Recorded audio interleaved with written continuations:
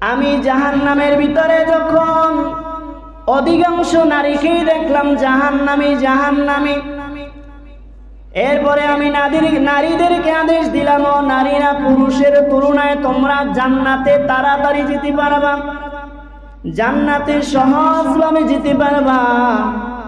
বিশ্বনবীজি সাল্লাল্লাহু আলাইহি ওয়াসাল্লাম বললেন, যেই মহিলা যেই নারী 4টা আমল করবে, দুনিয়ার পুরুষের চাইতে ওই নারী আগে জান্নাতে যাবে। বলেন না সুবহানাল্লাহ। এবার বিশ্বনবীজি বলতেছেন, 1 নম্বরে হলো যেই মহিলা নামাজ আদায় করবে,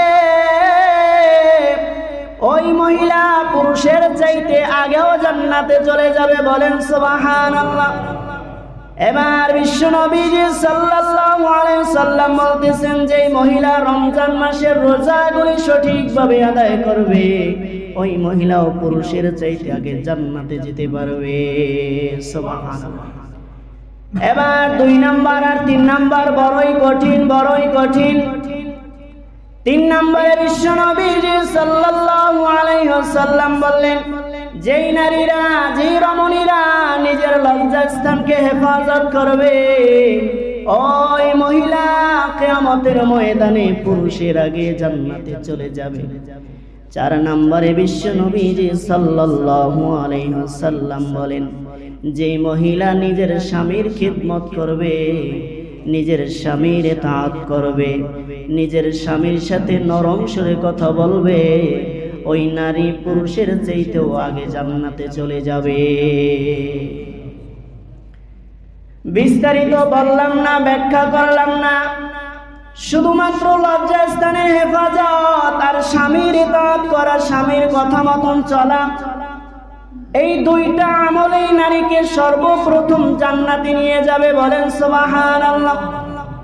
বিশ্বনবীজি সাল্লাল্লাহু আলাইহি ওয়াসাল্লাম বললেন, ও দুনিয়ার নারীরা, এই 4টা আমল যদি তোমরা করতে পারো, তোমাদেরকে দুনিয়ার কোনো খাটাখাটনি দেওয়া হয় নাই, তোমাদেরকে কষ্টে জীবন যাপন করার জন্য বলা হয় নাই। কষ্ট করবে তোমার বাবা, তোমার স্বামী, তোমার ভাই, তুমি শুধু ঘরের ভিতরে বসে পর্দা সহকারে থাকবা, কারণ তোমাদেরকে জমিনের ভিতরে পাঠানো হয়েছে। তোমরা হইল এই জমিনের ভিতরে একটা শস্য ক্ষেত। এই শস্য ক্ষেতের ভিতরে যদি দুনিয়ার কোনো মানুষ ভালো কিছু চাষ করে, তাহলে ওই মায়েদের কাছ থেকে, ওই মায়েদের পেট থেকে আল্লাহ রাব্বুল আলামিন আব্দুল কাদের জিলানী নিসারউদ্দিন রহমাতুল্লাহি আলাইহি বের করতে পারে। সুবহানাল্লাহ, ঠিক না বলেন? তারাও তো একজন মায়ের সন্তান, এই জন্য মা হওয়া লাগবে ভালো। মা যদি স্বামীর সাথে, অর্থাৎ সন্তানের বাবার সাথে যদি ভালো ব্যবহার করে, ছোট্ট মেয়েটা শিখতেছে আমার মা আমার বাবার সাথে কিরকম আচরণ করে। আমার যখন সংসার হবে, আমিও যখন পরের বাড়ি চলে যাব, আমারও এমনি ভাবে আমার স্বামীর সাথে চলাফেরা করতে হবে, কথাবার্তা বলতে হবে, ঠিক কিনা বলেন? এটা একজন বাপ তার মেয়েকে শিক্ষা দিবে, ঠিক কিনা বলেন? বিশ্বনবীজি সাল্লাল্লাহু আলাইহি ওয়াসাল্লাম তার মেয়েদেরকে বিবাহ দিয়া বলতেন, ও আমার মা, আজকে তুমি স্বামীর বাড়ি যাইতেছো, খবরদার, তোমার কোনো কারণে যেন তোমার স্বামী কষ্ট না পায়। বলেন না সুবহানাল্লাহ। কারণ স্বামী যদি রাগান্বিত হয়ে যায়, তোমার উপরে যদি নারাজ থাকে, তোমার নামাজ, রোজা, হজ, যাকাত কোনোই কাজে আসবে না। কিয়ামতের ময়দানে যদি তোমার স্বামী যদি তোমাকে বলে আমার ঘরের বিবি ভালো আছিল, আল্লাহ রাব্বুল আলামিন তোমাকে জান্নাত দিয়ে দিবেন। বলেন না সুবহানাল্লাহ। বিশ্বনবীজি সাল্লাল্লাহু আলাইহি ওয়াসাল্লাম তার মেয়ে ফাতিমা রাদিয়াল্লাহু তাআলা আনহা তিনি যখন ইন্তিকাল করবেন বিশ্বনবীজি সাল্লাল্লাহু আলাইহি ওয়াসাল্লাম রাত্রিবেলায় ফাতিমা রাদিয়াল্লাহু তাআলা আনহার ঘরের ভিতরে চলে আসছে। হযরতে ফাতিমা রাদিয়াল্লাহু তাআলা আনহা সকালবেলা ঘুম থেকে উঠিয়া হযরত আলীকে ডাক দিয়ে বলতেছেন, স্বামী আমার, তাড়াতাড়ি মসজিদের ভিতরে চলে যান, তাড়াতাড়ি নামাজ আদায় করেন। হযরত আলী মসজিদে নববীর ভিতরে নামাজের জন্য চলে গেলেন। ফাতিমা রাদিয়াল্লাহু তাআলা আনহা ঘরের ভিতরে বসে নামাজ আদায় করিয়া পাতিলার ভিতরে গরম পানি দিয়ে দিছে। নিজের এবং নিজের সন্তানদের, নিজের স্বামীদের, নিজের স্বামীর জামা কাপড়গুলি ধৌত করতেছে। হযরত আলী রাদিয়াল্লাহু তাআলা আনহু ফজরের নামাজ পড়ে আয়েশা দেখতেছে ফাতিমা রাদিয়াল্লাহু তাআলা আনহা একদিকে চুলার ভিতরে পানি গরম করতেছে, অপরদিকে জামা কাপড় ধুইতেছে। আলী বলতেছে, এ বিবি আমার, অন্য দিন তো তুমি ফজরের নামাজ আদায় করিয়া কোরআন তেলাওয়াত করতে লেগে যাও, কোরআন তেলাওয়াত করো, আজকে কেন পাতিলার ভিতরে গরম পানি দিতেছো? আজকে কেন এত সকাল বেলায় কেন জামা কাপড়গুলি ধৌত করতেছো? হযরতে ফাতিমা রাদিয়াল্লাহু তাআলা আনহা কান্না করতে পারে না, চোখ দিয়ে পানি পড়তেছে আর বলতেছে, স্বামী আমার, গভীর রজনীতে দেখতেছি আমার বাবা বিশ্বনবী সাল্লাল্লাহু আলাইহি ওয়াসাল্লাম আমার ঘরের ভিতরে আইসা কি যেন খুঁজতেছে, কি যেন খুঁজতেছে কিন্তু পাইতেছে না। যখন ঘর থেকে বাইরে হয়ে চলে যাবে, আমি জিজ্ঞাসা করলাম, ও বাবা, ইয়া রাসূলুল্লাহ, ইয়া হাবিবাল্লাহ, আমি লক্ষ্য করলাম আপনি কি যেন খুঁজতেছেন, কিন্তু না পাইয়া আপনি চলে যাইতেছেন। আপনি আমার বাবা, আমার কাছে বলেন কি আপনি খুঁজতেছেন? বিশ্বনবীজি বলতেছেন, ও ফাতিমা, আমি তো তোমাকেই খুঁজতেছিলাম, কোথায় আছিলা তুমি? তোমাকেই খুঁজতেছিলাম।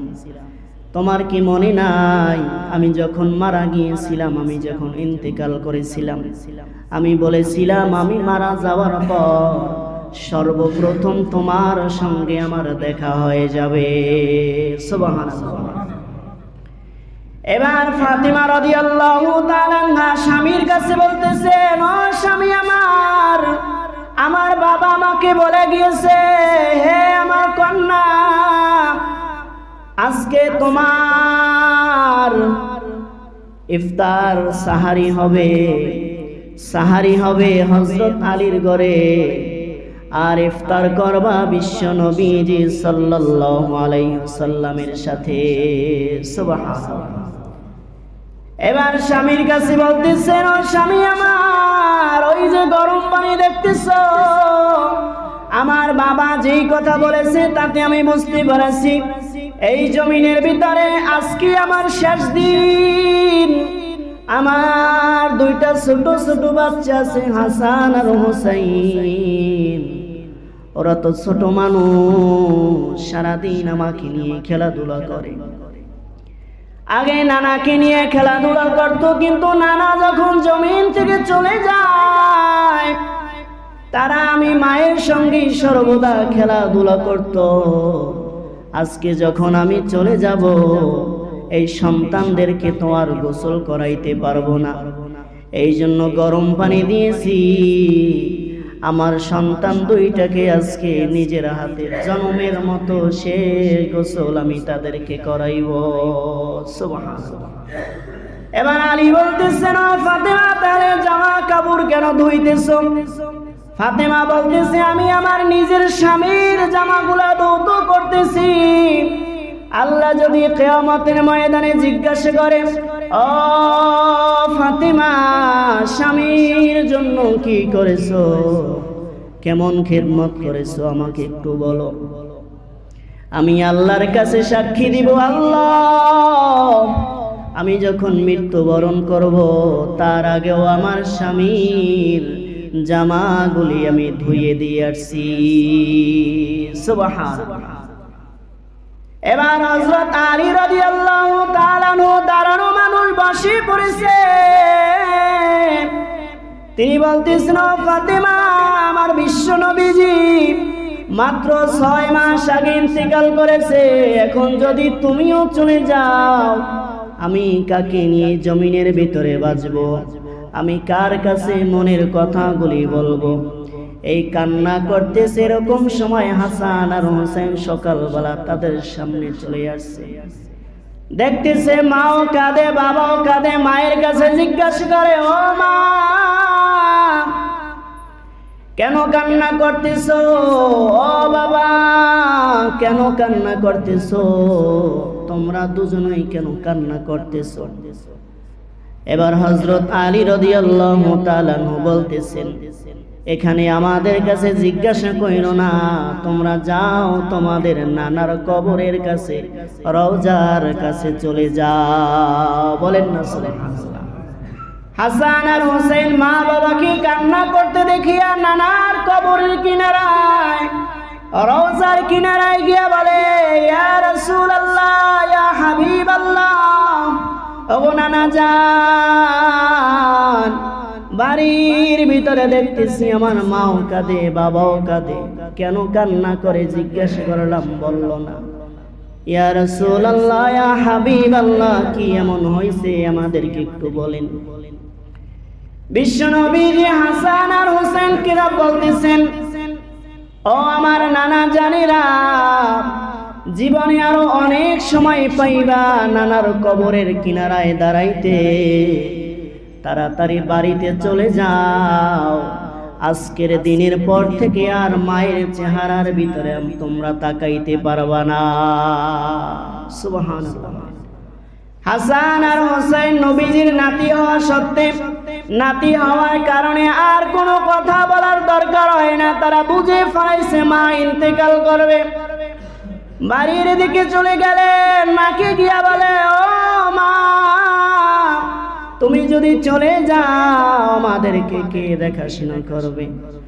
মা বলতেছে, তোমাদের দেখাশোনা আল্লাহ রব্বুল আলামিন করবে। বলেন সুবহানাল্লাহ। তোমার নানা যেই পথে চলে গিয়েছে, তোমরাও দুই ভাই সেই পথে চলে যাবে। এবার সন্ধ্যার আগে আগে, মাগরিবের আগে আগে, ওই যে বিশ্বনবীজি বলেছিলেন সাহারি খাইবা, হযরত আলীর সাথে তোমার স্বামীর সাথে একত্রিত হয় আর ইফতার করবা। আমি বিশ্বনবীজির সাথে মাগরিবের আযানের আগে আগে হযরতে ফাতিমা রাদিয়াল্লাহু তাআলা আনহার স্বামীর কোলের ভিতরে মাথা দিয়ে দিয়েছে। স্বামীকে ডাক দিয়ে বলতেন, স্বামী আমার, আজকে আমাকে একটা কথা দেন। বিশ্বনবীজি আপনার কাছে আমাকে পাঠাইছিলেন, আজকে আমাকে কথা দেন। আল্লাহর দরবারে কিয়ামতের ময়দানে আমার বিরুদ্ধে কোনো নালিশ করবেন না।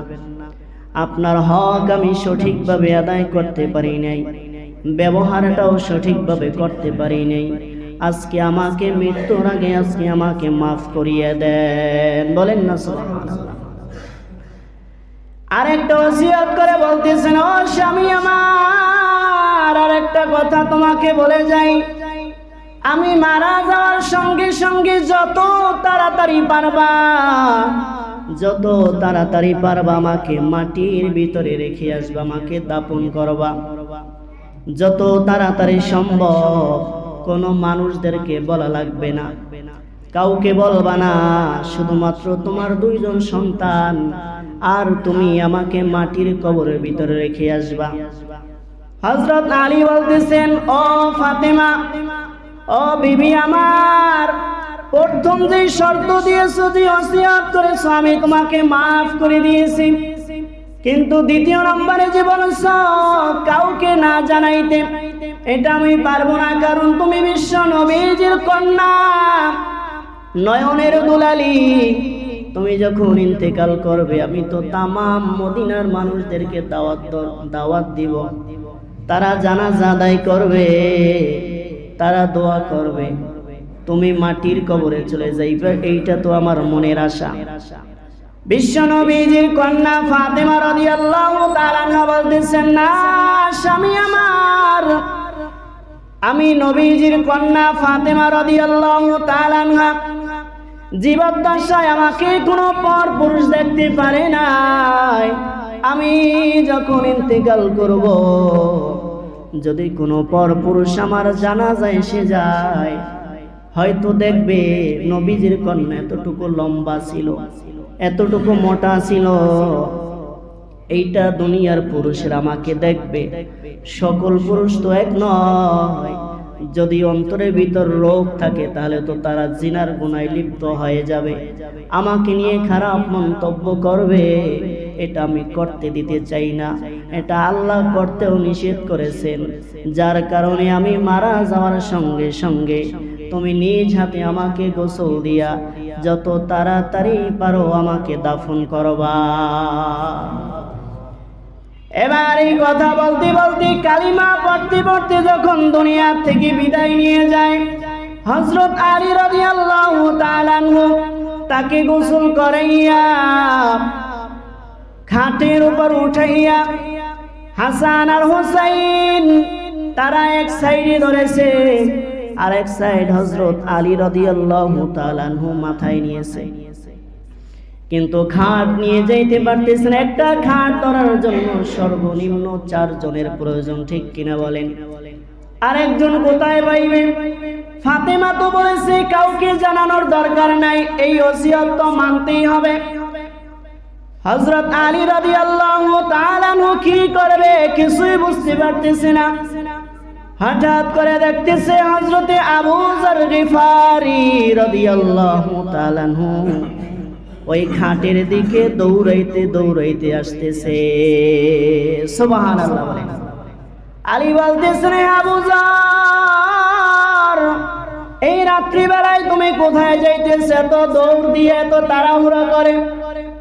এবার আলীকে বলতেছেন, হে ভাই আলী,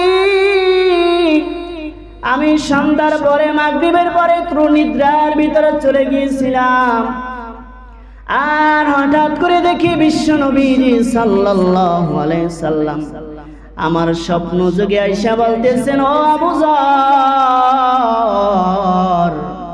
আমার কন্যা ফাতেমা ইন্তেকাল করেছে। 3 জনে খাটিয়া ধরেছে, আরেকজন লোক নাই, তুমি তাড়াতাড়ি চলে যাও, ফাতেমার খাটিয়া নিয়ে তাড়াতাড়ি দাফন করো। বলেন না সুবহানাল্লাহ। এবার হযরতে আবু যর গিফারি রাদিয়াল্লাহু তাআলা আনহু বলতেছেন, ওই খাটিয়া নিয়া কবরের ভিতর রাখিয়া মাটিকে ডাক দিয়ে বলতেছেন, ও দুনিয়ার মাটি, আজকে কাকে কবরের ভিতর রাখতেছে জানো নাকি?